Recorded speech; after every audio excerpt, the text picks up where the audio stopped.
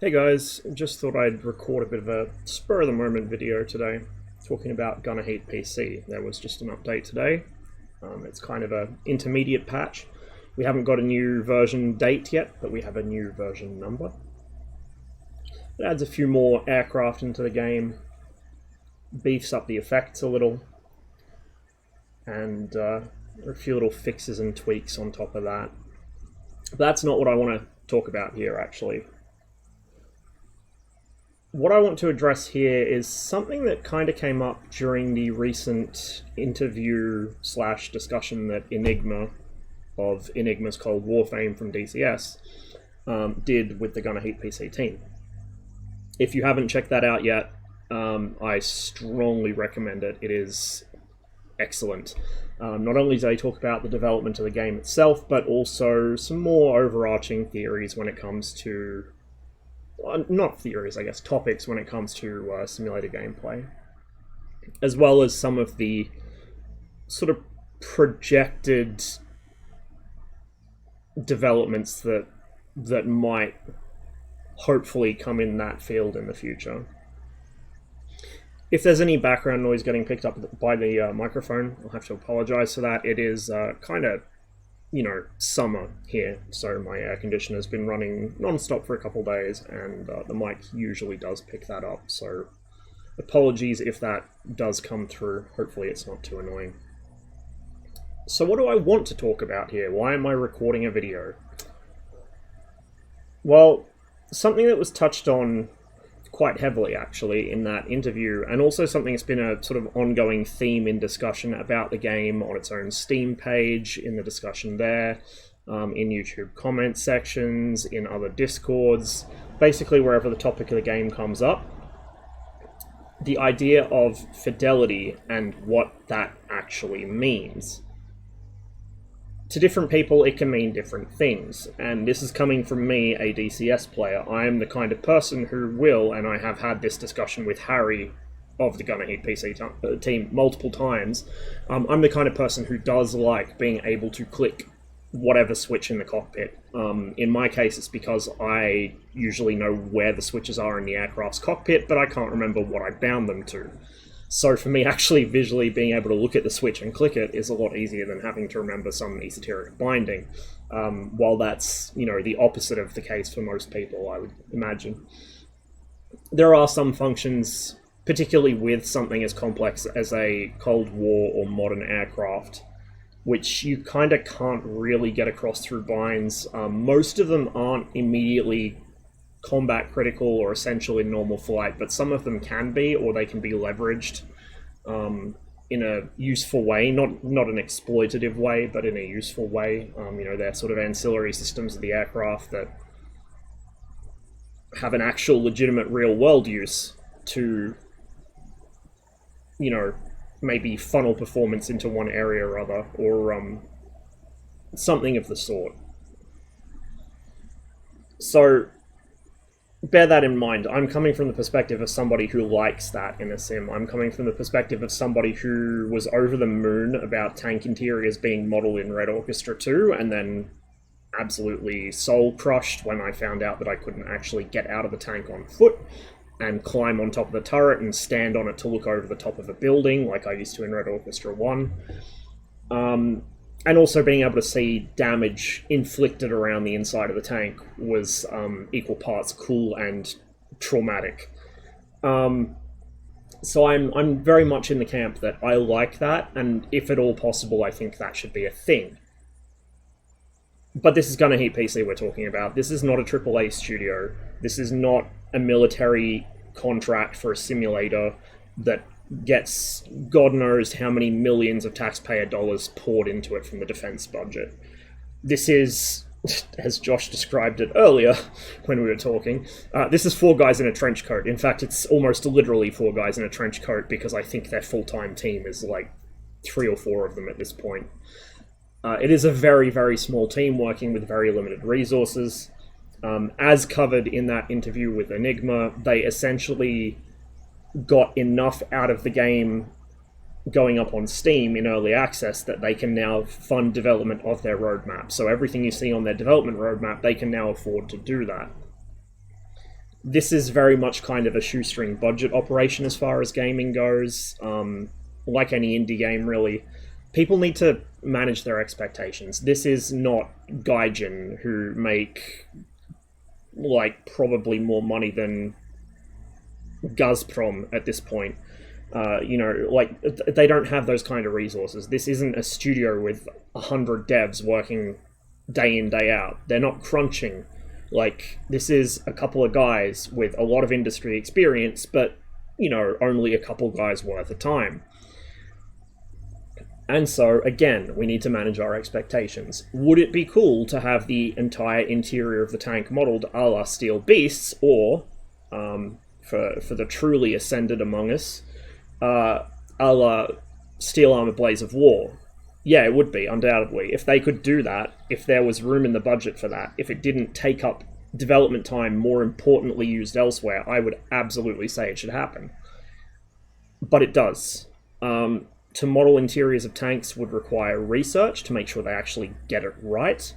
It would dramatically increase the game's data footprint. As it is now, the game's tiny. It's like 10 or 12 gigabytes or something. It takes up nothing. Like, it might even be less than that.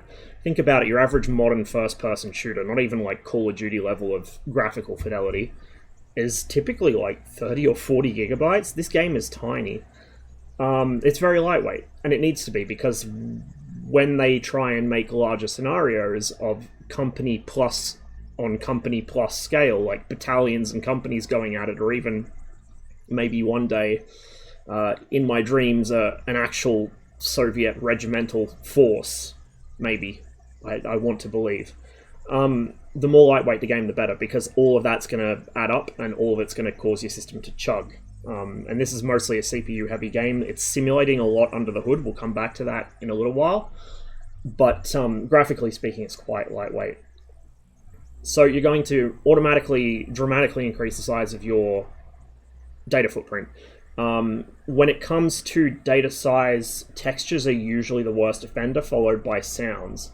So if you're trying to model the interior of the tank, and you want to do it in any kind of detail, that's going to involve some pretty high-res textures. If people want to be able to read the labels on the controls, if people want to be able to see all the machining marks on the hand control unit, like, it's going to add up. And then your computer's got to have all that loaded into VRAM. It's a mess. People say, oh, why does DCS run so badly in multiplayer? Why do I need 32 gigabytes of RAM if I want to play on Hoggit, or if I want to play on Enigma's server? Well, there's your answer. When you're simulating things to that scale, with that much going on in the background, and then you go for that level of graphical fidelity as well, it's going to cause problems. So right out of the gate, it's technologically infeasible at the moment. I mean, maybe if some miracle happens and they're made an offer by a publisher who won't mess with their artistic vision, and it's agreeable to all parties, and they get some angel investor or something, maybe then it might become a possibility, but I'd imagine it would still be the bottom of the priority list, because it doesn't actually matter for gameplay, which is where I'm going with this next. The interior of the vehicle only matters insofar as, A, it gives you some perspective of how claustrophobic and just, like, blind tanks are, how completely situationally unaware the crew tend to be, especially in an era before things like CITV. So that's one thing. It gives you a sense of grounding, I guess, and that's the main reason I want it, is just for that sense of grounding. The other thing it gives you is you can actually see the buttons to press them. That's about it. That's really the most you're getting from it. It doesn't actually serve much of a purpose beyond that. So, insofar as limiting your ability to see the outside world, at the moment you have a sort of third-person over-the-shoulder view of the tank, like, say, World of Tanks or War Thunder or whatever. I would imagine that will probably either go away in the future as they flesh out the optics more, or it may be restricted to certain difficulty settings, or certain, if you play multiplayer, maybe certain server settings or something. The other view you get is as if your commander's popped out of his hatch, looking out over the front of the turret. And that's also common to a lot of games. And that's common to games that do simulate tank interiors, because, sometimes your commander does want to pop his head out and see what's going on outside. The devs have stated multiple times that optics will be a thing, so things like the ring of periscopes around the cupola, that will be a thing. The driver's scopes, maybe when you're playing drive or multi-crewing with your friends, that will presumably be a thing. Unity sights for gunners, whatever. So there will be optics. There will be, that sort of limited situational awareness a tank actually has. And you can see a glimpse of this already with the T-72's. I'm not going to call it a backup sight because that's insulting to backup sights. It's Unity periscope for the gunner. You can already see a bit of that. And those of you who have played tanks in Armour 3, particularly the RHS tanks, which are, I'm going to be real, the only tanks in Armour worth playing, you can already see how that works. Like, you don't need a fully 3D modeled tank interior to be able to limit the player's situational awareness and give them the sense that they're in a claustrophobic metal box that can barely see outside itself. Also, you're not going to be looking inside the turret that much. Like, if you're doing your job, you should be looking through your optics. You should be looking through your gun sight if you're the gunner. You should be looking through your cupola if you're the commander. If you're the driver, you should be looking out through your own scopes. Like, you shouldn't be looking around the interior of the tank, because all you're doing is just making your already blind metal beast even more blind. You're not going to see somebody rolling up on you with an RPG. You're not going to see the fact you just drove past an enemy main battle tank because you're too busy ogling the inside of your coom cave. A coom cave, which, might I add, is not very well lit, typically. There's not a lot of daylight coming in through those periscopes, particularly for packed tanks, but in a suspected CBRN environment in general, you're not going to have any hatches open, or at most you might have them, open protected or something like that. There's not a lot of light coming into the tank. The interior lights are probably dimmed down so as not to flash blind anyone.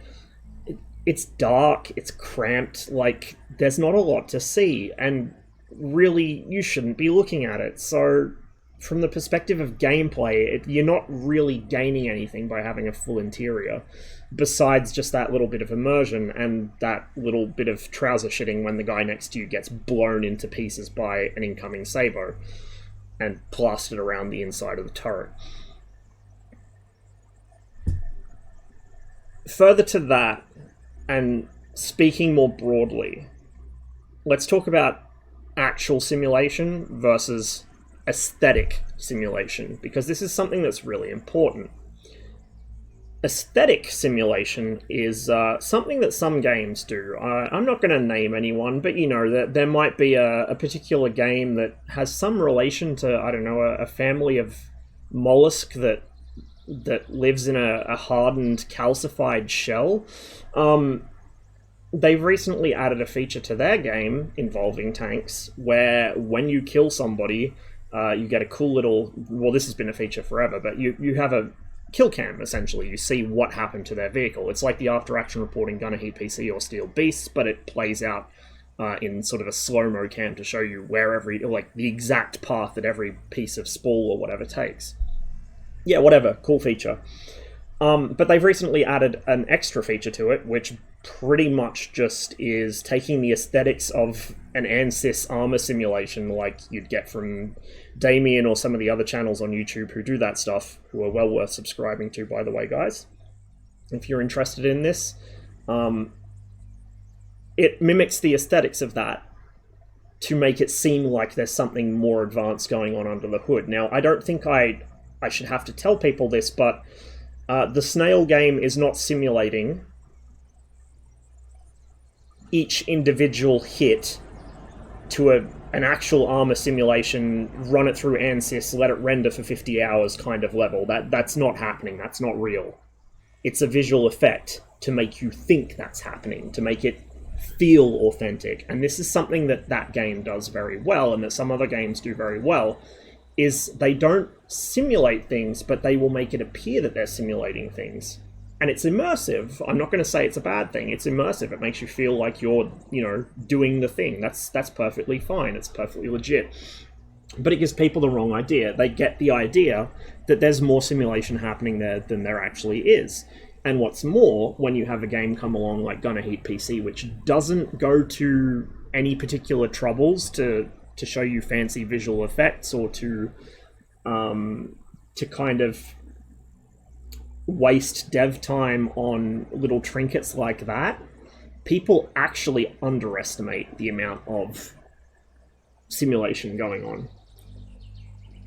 For instance, in one of the most commonly mentioned, especially by me, features of the game, when a tank cooks off in Gunner Heat PC, it is not some canned effect.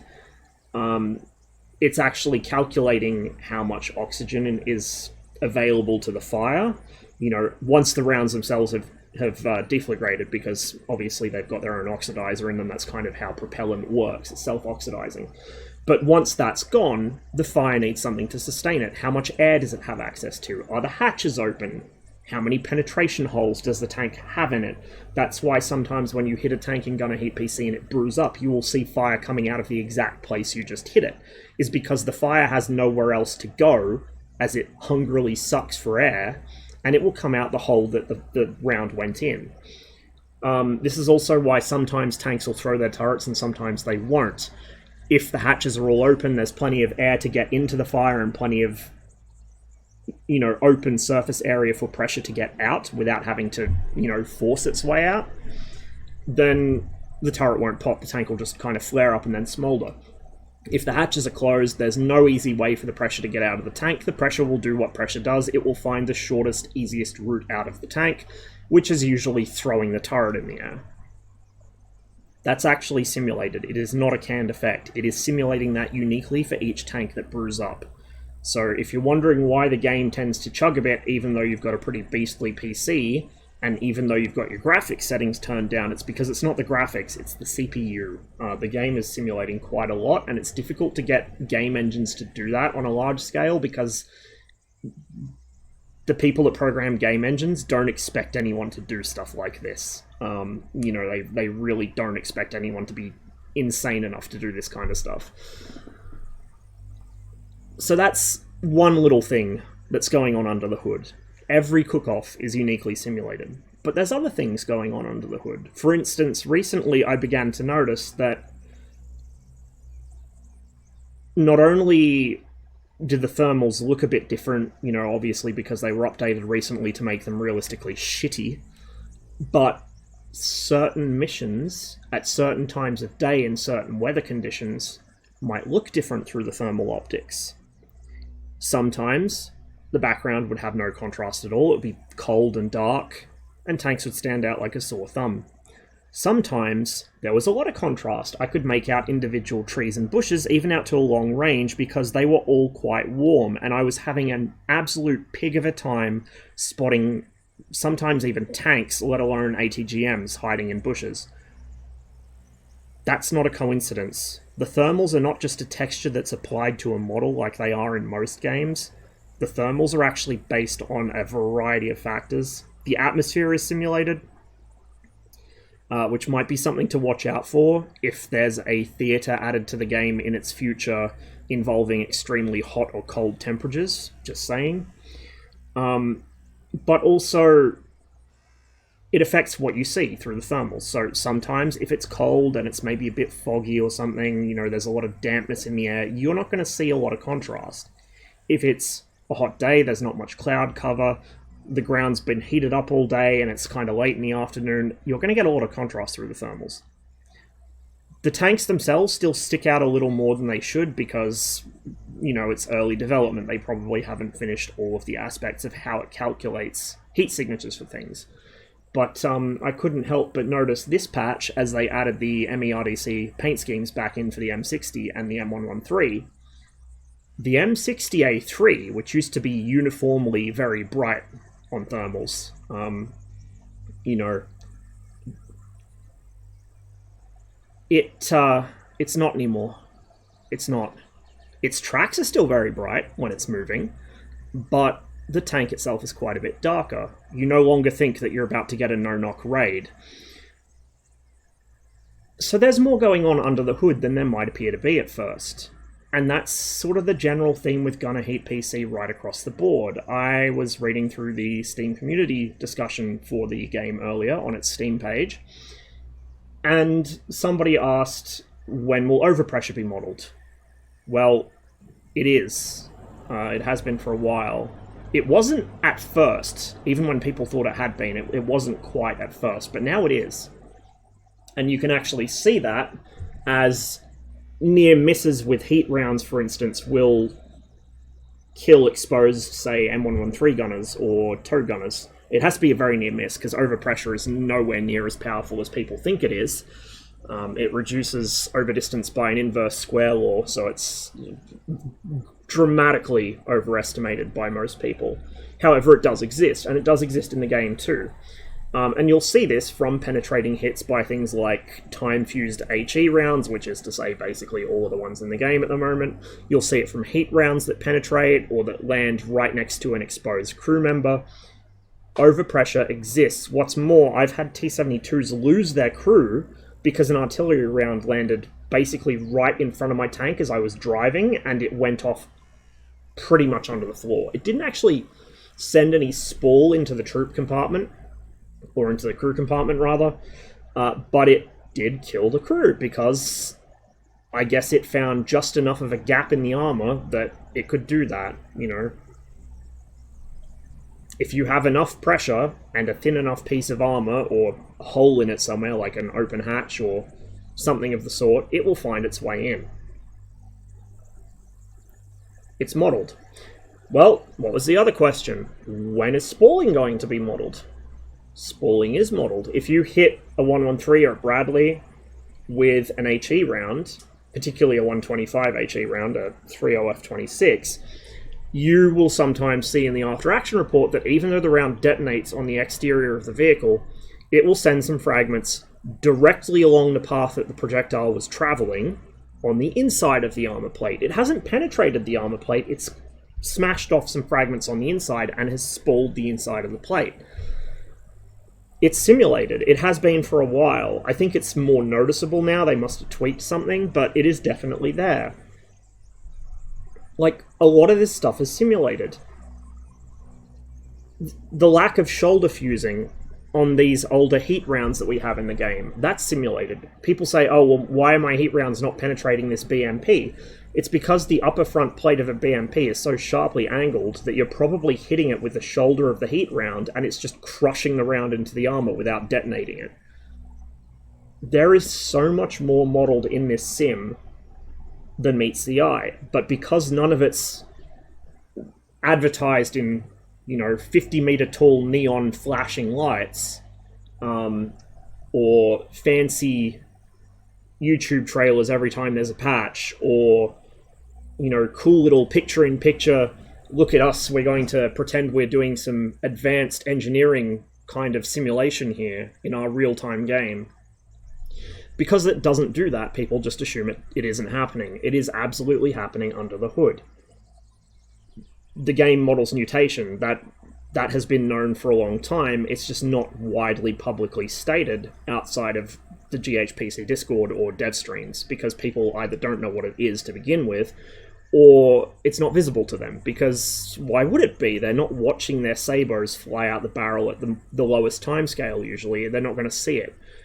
But you'll come across this if you get surprised by an enemy tank at point blank range and you try and fire at it, and you might expect your saber to penetrate it like a hot knife through butter, only to find it doesn't, and then you'll wonder why. It's because it hadn't stabilized yet. It was just out of the barrel and it had not stabilized on its flight path, and so it lost some penetration capability. All of this stuff is modelled in the game. A lot of this stuff has been modelled in the game since it was first unveiled to the public. Like, it's quite astonishing to me, as somebody who's been following this project for quite a while and who speaks with the devs. It's quite astonishing to me how much is actually modelled, because I always find I'm underestimating them. I assumed the thermal effects were just, textures or something. I was wrong.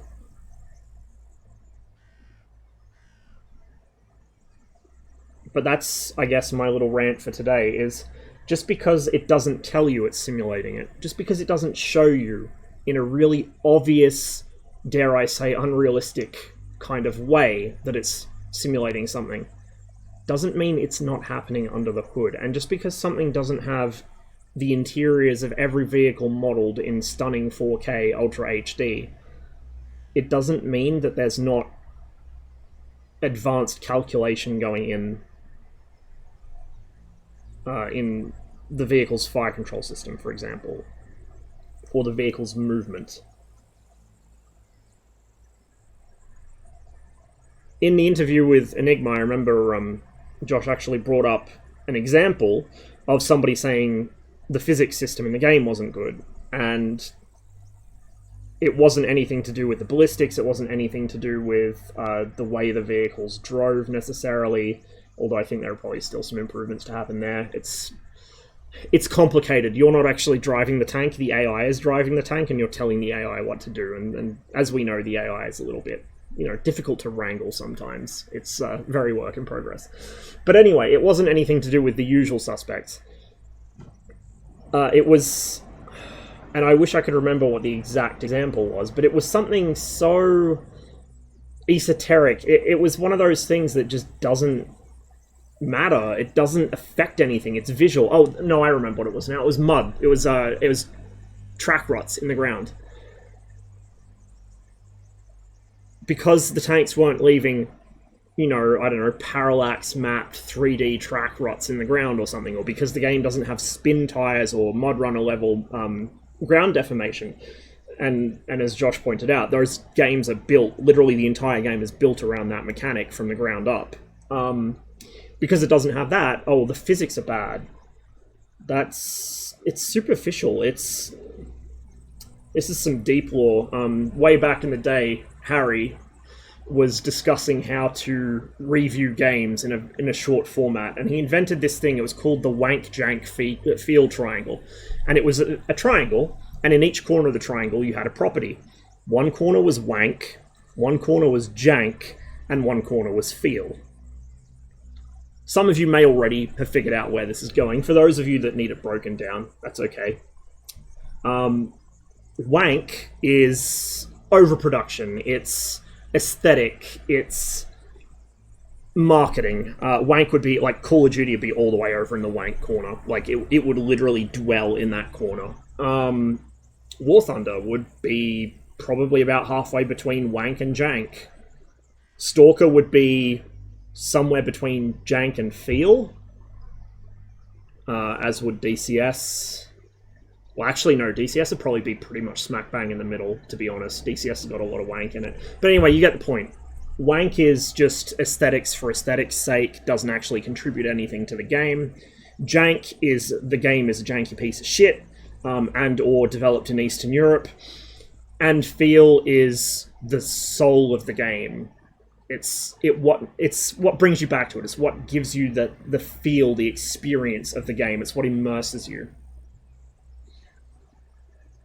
I feel like with the state of the games industry these days, and kind of with what people have been brought up to expect, especially the younger generation of gamers who have only known like World of Tanks or War Thunder or whatever, and never actually played any of the old tank sims that the Gunner Heat PC devs or myself did, they mistake wank for feel. They don't see it for what it is. So I'm going to go ahead and say it.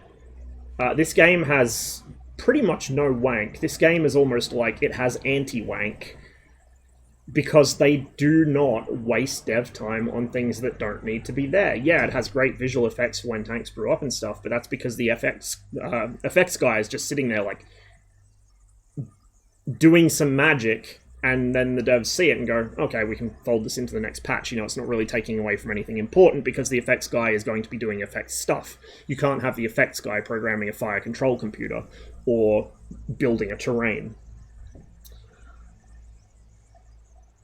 But yeah, I guess that's how I'd sum it up. The good old wank jank feel triangle has brought me back to the point I want to make, which is it's just people expect wank because they don't know any better. They don't know that it's wank.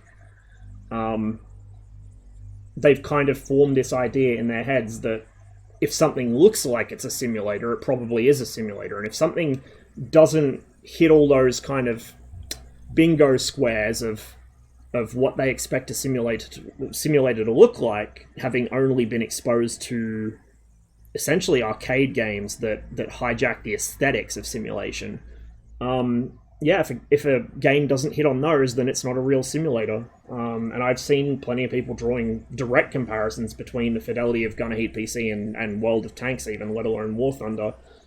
And it's not even in the same universe. People saying, oh, if I want to have real fire control systems, I'll go play Steel Beast. Well, if you want real fire control systems, you'll get them here too. You're not going to get any more real in Steel Beast besides having to fuck with things like the 6-pack on the M60A3 or first, middle, last, 69th, whatever lays return. That's it. That's all Steel Beast gives you. The thermals in Steel Beast, as far as I'm aware, are actually not up to the same level as GHPC, except for the fact that its tanks have heat maps. GHPCs don't yet, so the tank is uniformly hot. But yeah, like the fire control systems aren't really any better in Steel Beasts. GHPC does all the things you would expect. It calculates for ballistics in tanks that should. It calculates for cant in tanks that should. It calculates for lead in tanks that should, and it does it in the way that they should. For example, the difference between the Abrams auto lead and the M60A3 auto lead. They've even got functioning ghost image coincidence rangefinders and split image, although they showed that in a tease long ago in Discord. I don't know if it's been shown outside the Discord, but it's been a thing for a while. Like, they have all of these advanced fire control features, which Steel Beasts has. They have active infrared, Steel Beasts doesn't. And that's not to rag on Steel Beasts at all, because it is really in its own world. And just because it doesn't necessarily simulate things yet, it's not to say it's any less of a good sim. It's just because, they have their priorities, and presumably simulating older tech is not one of their priorities, particularly for military contract stuff.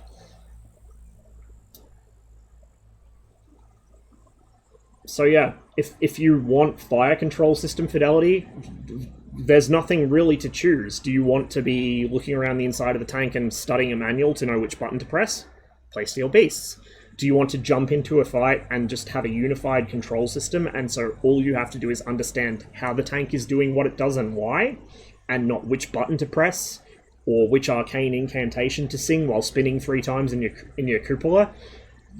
Play Gunner Heat PC, or you could just play both. There's no reason you can't. I don't know why people treat simulators like they're a fucking competition, but I don't know why people overcomplicate it. I really, really don't. And the other thing I saw brought up was armor. People were saying, oh, I'll go to armor instead because I want a real simulator. Fuck me, if you want a tank simulator, don't go to armor.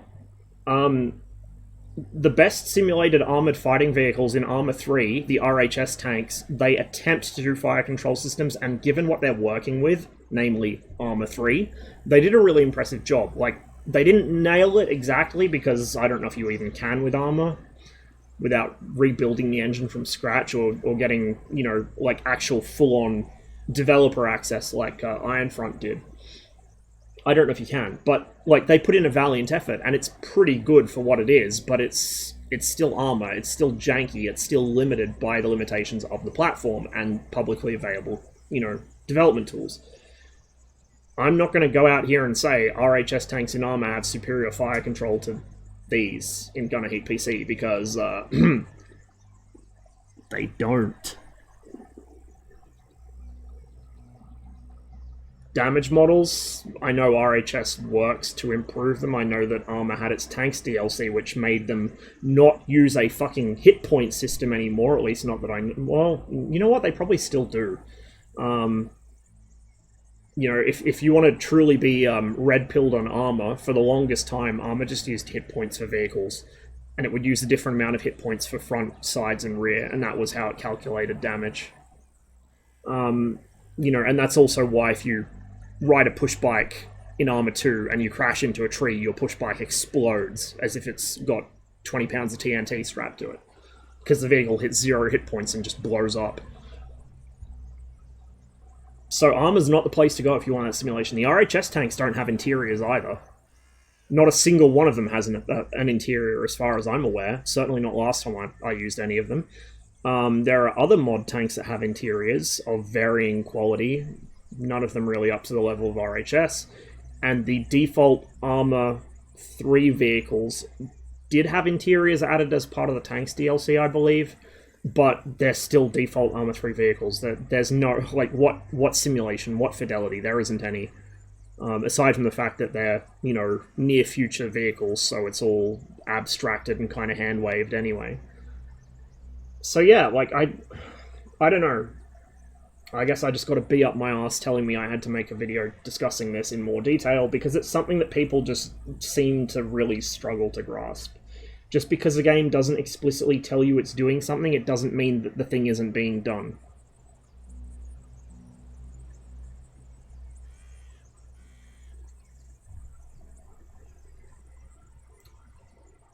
Now, with all that out the way, we return to our normal programming. Thanks for watching, guys. I hope you got something out of this. Feel free to, discuss this in the comments. If you think I'm full of shit, well, you're wrong, but also feel free to tell me. But yeah, I don't know. I just feel like this is one of those topics that people kind of pay lip service to at best. And as somebody with at least some experience in modding and a reasonable amount of contact with game devs, because, the people I grew up modding with in my high school years now all work in the industry, and I, for example, Harry on the Gunner Heat PC team, I've known him for ages from modding. While I'm not going to pretend I can make my own game or I understand exactly how the devs are doing things, I have some idea of what limitations they have to work with and what their priorities are and should be, and these guys have their priorities straight.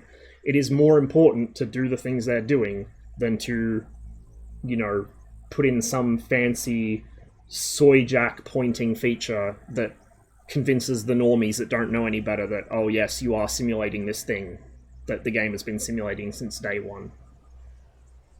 So yeah, thanks again for watching. I hope you guys are all having a wonderful day wherever you're watching from in the world, and I will catch you probably in the not too distant future with some more Gunner Heat PC videos here on my YouTube, and of course my regular streams, my regular irregular streams, whenever those end up happening.